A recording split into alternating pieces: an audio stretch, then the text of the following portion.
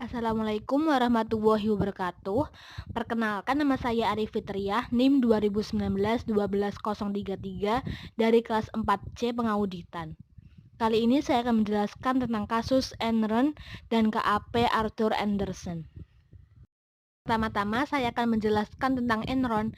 Enron merupakan perusahaan dari penggabungan antara Internorth atau penyalur gas alam melalui pipa dengan Houston Natural Gas. Kenneth Lay menggabungkan kedua perusahaan ini pada tahun 1985. Pada awal tahun 1990-an, Kenneth Lay menginisiasi penentuan harga pasar untuk listrik serta mendorong Kongres Amerika Serikat melakukan deregulasi terkait penjualan gas alam. Hal ini memungkinkan Enron untuk menjual energi dengan harga yang lebih tinggi. Karena hal tersebut menempatkan Enron sebagai produsen gas alam terbesar di Amerika Utara sejak 1992. Bisnis inti Enron bergerak dalam industri energi. Namun kemudian mereka melakukan diversifikasi usaha yang sangat luas, bahkan sampai pada bidang yang tidak ada kaitannya dengan industri energi. Enron memiliki konsultan manajemen yaitu Arthur Andersen yang merupakan perusahaan akuntan publik yang juga mengaudit laporan keuangan Enron. KAP tersebut memiliki kebijakan pemusnahan dokumen yang tidak menjadi bagian dari kertas kerja audit formal. KAP Arthur Andersen adalah salah satu firma akuntansi terbesar di Amerika Serikat yang berdiri sejak 1913.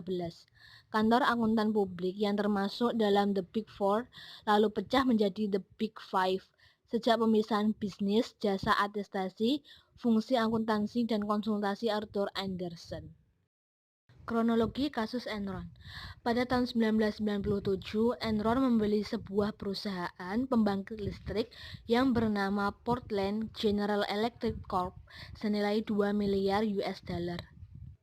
Sebelum tahun 1997 berakhir, manajemen mengubah perusahaan tersebut menjadi Enron Capital and Trade Research yang menjadi perusahaan Amerika terbesar yang memperjualbelikan gas alam serta listrik.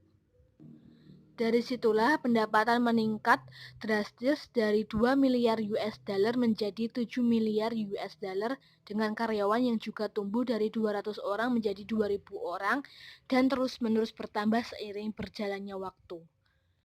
Pada Oktober 1999, Enron membentuk Enron Online atau EOL. EOL merupakan unit usaha Enron yang secara online memasarkan produk energi secara elektronik lewat website. Pada Januari tahun 2000, Enron mengumumkan sebuah rencana besar yang sangat amat ambisius untuk membangun jaringan elektronik broadband yang berkecepatan tinggi dengan kapasitas jaringan penjualan bandwidth untuk melakukan penjualan gas serta listrik.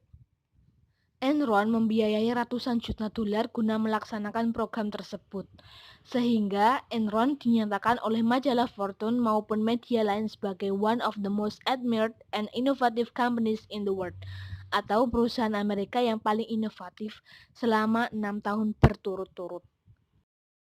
Enron menjadi sorotan masyarakat luas pada akhir 2001 ketika terungkap bahwa kondisi keuangan yang dilaporkannya didukung terutama oleh penipuan akuntansi yang sistematis, terlembaga, dan direncanakan secara kreatif. Oleh karena itu, Enron dinyatakan bangkrut pada 30 November 2001 dan menyebabkan 4.000 pegawai kehilangan pekerjaan mereka. Tuntutan hukum terhadap para direktur Enron setelah skandal tersebut sangat menonjol karena para direkturnya menyelesaikan tuntutan tersebut dengan membayar sejumlah uang yang sangat besar secara pribadi. Selain itu, skandal tersebut menyebabkan dibubarkannya perusahaan akuntansi Arthur Andersen yang akibatnya dirasakan di kalangan dunia bisnis yang lebih luas. Fakta kasus Enron. Pada tahun 2001 terkuak bahwa Enron melakukan kecurangan dan memiliki banyak utang yang disembunyikan. Enron melakukan manipulasi untuk mempercantik laporan keuangan perusahaan. Terkuaknya kasus ini pun berakibat pada perginya investor hingga saham Enron turun drastis ke level 0,26 US dollar. Pada Januari 2002, investigasi terkait kasus ini pun dilakukan. Kasus ini menyeret KAP Arthur Andersen sebagai akuntan yang memberikan jasa audit dan konsultasi kepada Enron. Keduanya melakukan penipuan akuntansi pada laporan keuangan Enron. Enron juga melakukan beberapa pelanggaran. Pelanggaran yang dilakukan Enron yakni yang pertama menggelembungkan nilai pendapatan Mariner Energi atau anak usaha Enron dari 185 juta US dollar menjadi 366 juta US dollar. Tercatat sebesar 181 juta US dollar merupakan pendapatan fiktif.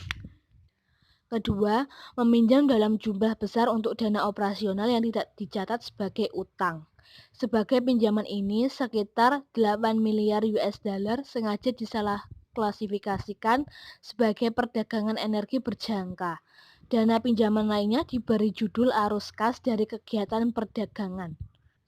Yang ketiga, Enron menyalahgunakan Special Purpose Entities atau SPE di antaranya untuk menyembunyikan kerugian besar di anak perusahaan yang dimiliki Enron dengan menciptakan agreement tertentu untuk menutup kerugian anak perusahaannya.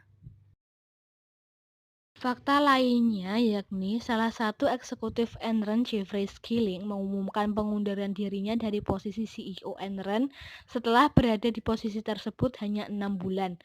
Jeffrey Skilling menyebutkan alasan pribadi sebagai dasar pengunduran dirinya.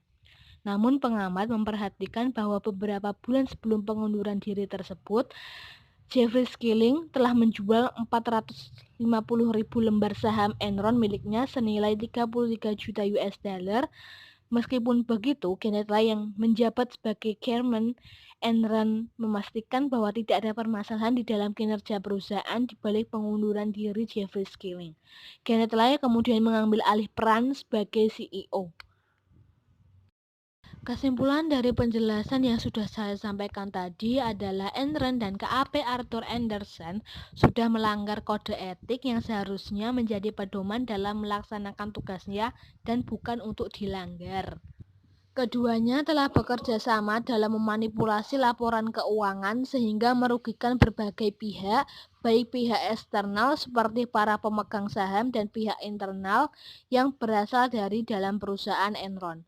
Enron telah melanggar etika dalam bisnis dengan melakukan manipulasi-manipulasi guna menarik para investor. Sedangkan Arthur Andersen yang bertindak sebagai auditor telah melanggar etika profesi sebagai seorang akuntan publik. Arthur Andersen telah melakukan kerjasama dalam memanipulasi laporan keuangan Enron. Hal ini jelas Arthur Andersen tidak bersikap independen sebagaimana yang seharusnya dilakukan sebagai seorang akuntan publik. Sekian penjelasan dari saya, kurang lebihnya saya mohon maaf. Wassalamualaikum warahmatullahi wabarakatuh.